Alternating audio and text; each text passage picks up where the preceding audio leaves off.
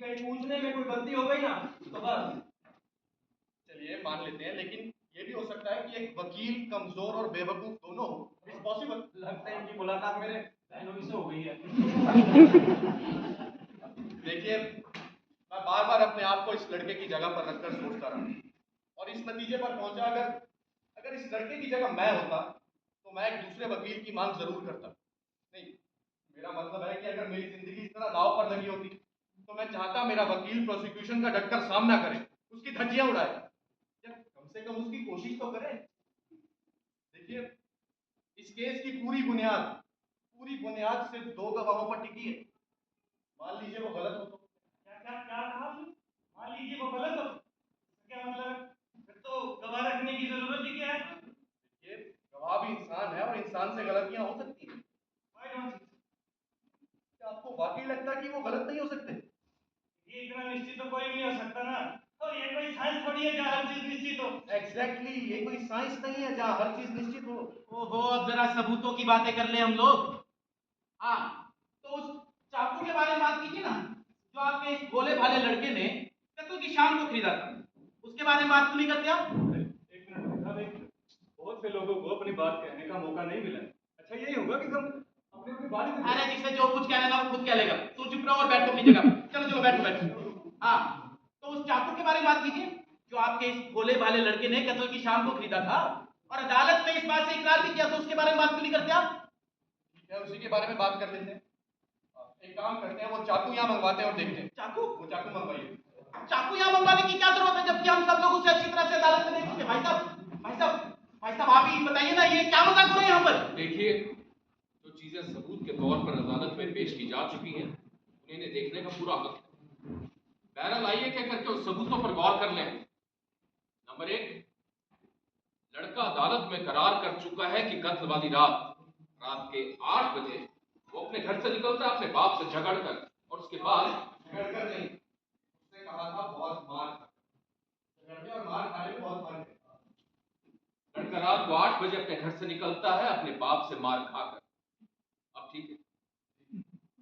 Number दो, लड़का घर से निकलकर सीधा उस दुकान पर जा पहुंचा जहां से उसने वो चाकू खरीदा था। नंबर तीन, वो चाकू हम सब अदालत में देख चुके हैं, वो कोई मामूली चाकू नहीं है सब्जी काटने वाला। नंबर चार, वो दुकानदार जिसने वो चाकू उस लड़के के हाथों में बेचा था, अदालत में करार कर चुका है कि उसे बेचने के बाद वैसा चाकू दोबारा उसकी दुकान पर कभी आया ही नहीं। नंबर पांच, वो चाकू लेकर लड़का अपने 3 दोस्तों को एक होटल के कमरे में मिलता है रात के तकरीबन 8:45 मैट्रिक। हाँ, शक्य ठीक है आप। और आप भाई साहब जरा गौर से सुनिएगा इनकी बात। इन्हें अच्छे से पता है कि बात किस तरह की जाती है। जी शुक्रिया जी। तकरीबन 1 घंटा यानी कि 9:45 तक वो लड़का अपने तीनों दोस्तों के साथ उस होटल के कमरे में रहता है। नंबर 6, उन तीनों दोस्तों ने अदालत में उस चाकू को पहचाना है और अपना बयान दिया है कि वही चाकू है जो उस रात उस लड़के के हाथों में देखा गया। नंबर 7, वो चाकू लेकर लड़का रात के 10 बजे अपने घर वापिस आ जाता है।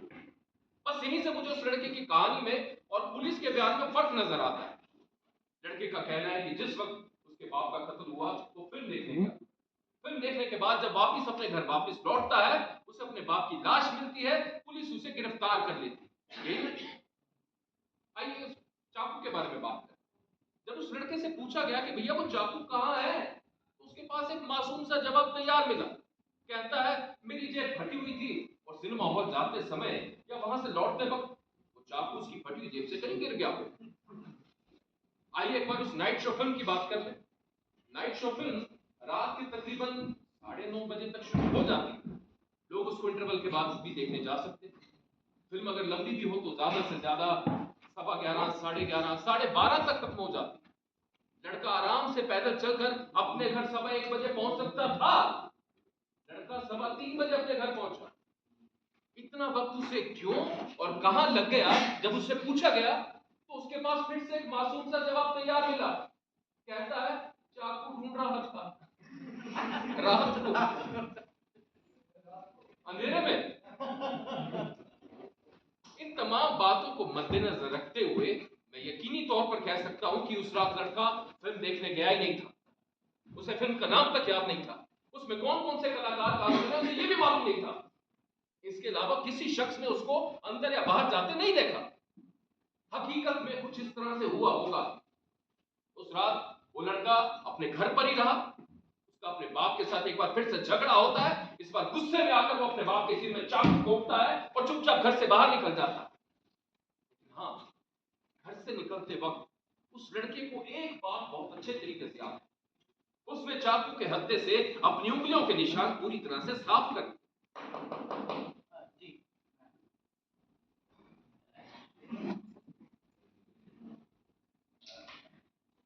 लीजिए भाई साहब, जरा ध्यान से, बहुत तेज है ये।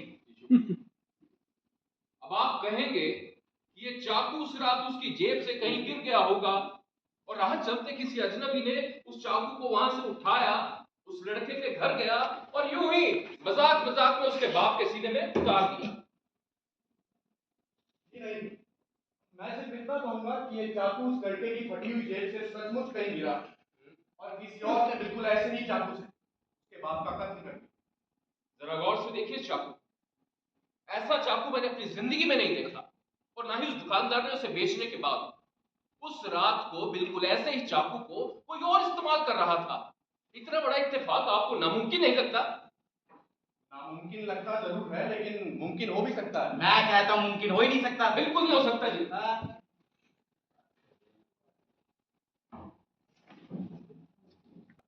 तो सैर करता करता इस लड़के के इलाके की तरफ चल पड़ा। वहां मुझे चाकू एक छोटी सी दुकान में सिर्फ 30 रुपए में मिला। आप जानते हैं किस तरह के चाकू को खरीदना कानूनन अपराध है? मैं जानता हूं कि मैंने कानून तोड़ दिया। वाह, क्या कमाल कर दिखाया आपने। हाँ ठीक है, ऐसे ऐसे 10 चाकू हो सकते हैं, लेकिन इससे साबित क्या होता है? यही कि ऐसे 10 चाकू और हो सकते हैं। तो कोई बहुत बड़ा तीर मार लिया क्या तुमने? लाखों में